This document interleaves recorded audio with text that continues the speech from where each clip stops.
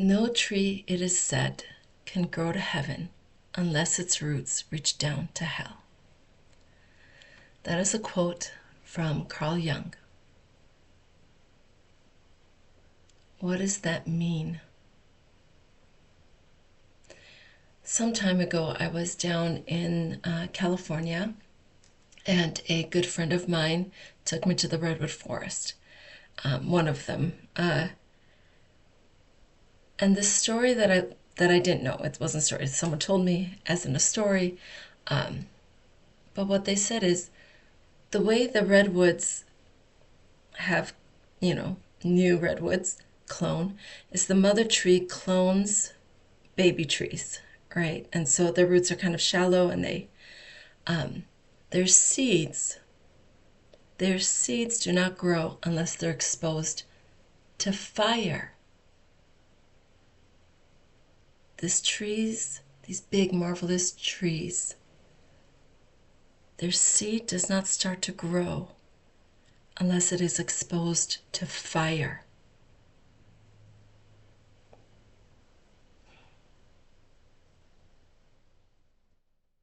There's a purpose in pain. There's a purpose in not having things work out the way you'd like.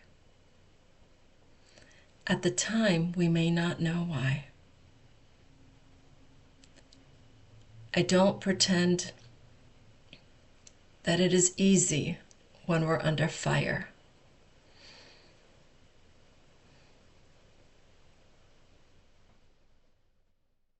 There's a reason we say the roots in hell. And it doesn't always have to be your roots. In life, at different stages, we're tested. We're put into circumstances where we learn.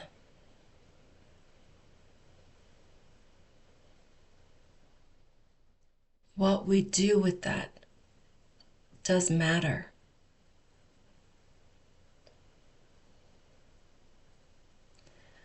The people who often repeat the pain that they've endured are the people who don't look at it. They're the people, they can recall the events, but they don't go back and remember what it felt like, what that pain felt like when those things happened. What did it feel like? And the things we don't feel, they repeat. They control us unconsciously.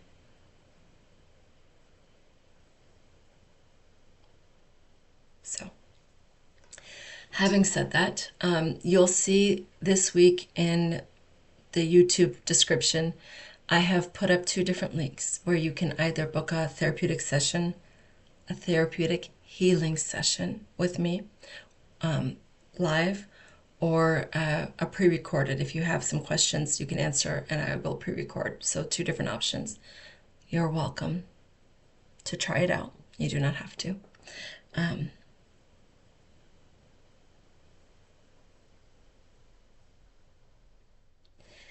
I know currently I've heard a lot of different conversations about how hard things are here in the US.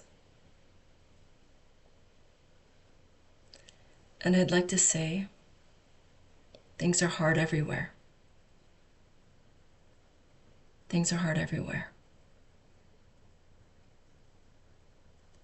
But I still feel that the US is a beacon of hope. The US is a beacon of hope.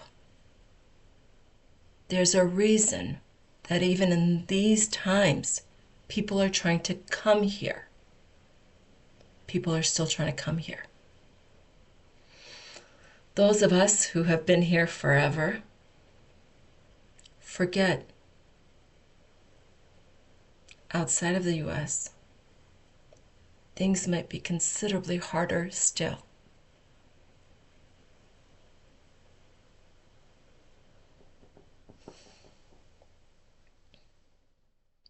I am grateful. I am grateful that I have the privilege of living here despite whatever we think might be happening politically or the things we don't like to see. I don't like to see pain and suffering anywhere. I don't.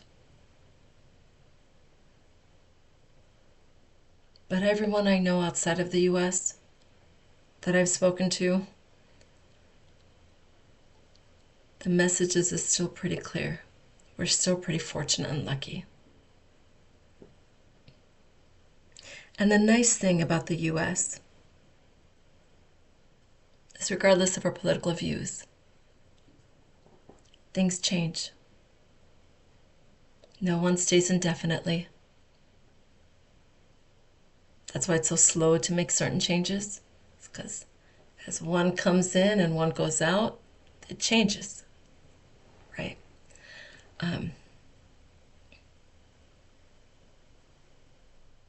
There is something I would suggest to clients, and that is when you wake up in the morning, just think of 3 things that you're grateful for. Before you get out of bed, before you do anything, before you get in that mirror and tell yourself you love it yourself, right?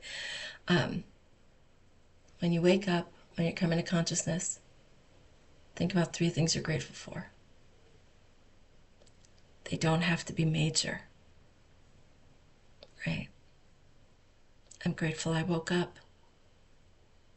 I'm grateful I'm looking forward to snuggle time with my daughter or my son. Whatever it is for you. Grateful to look down and see my puppy looking up at me, right? Those things that you're grateful for, just remembering, sets the tone for the day. And it changes your awareness. You're more likely to see the things around you that bring you joy. And if you can be present, enjoy. You can raise the vibration and the tone around you. There is plenty of ugly in this world, and yes, even here in the States. I'm not blind to it. I can be in reality and still be grateful for the things, as small or as grand as they are, that bring me joy, that allow for my children to experience joy. If I can put my focus there, in the little things, it does shift how you feel in your body. It does shift your nervous system. And then when someone around you, or even yourself, are in a moment of need, you have much more to pull from. You can truly say, I am here. I am here. And whether you know it or not, just being here with another, not fixing it, not even changing it, just being able to say, in this, I am here. And that presence being felt, that is everything. That is the difference between hope. That is the difference between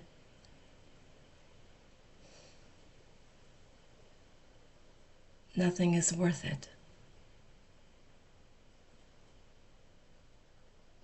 You can also be a beacon of hope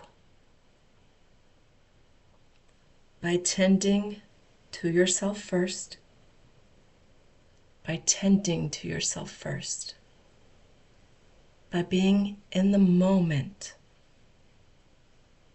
by being present, by appreciating all the little things that you do have to be grateful for. On the drive today, I saw a dragonfly, and I got excited about a dragonfly. Why not? Why can't I get excited about seeing something magical? Even if it's that small, even if it's for the moment. It felt magical to me.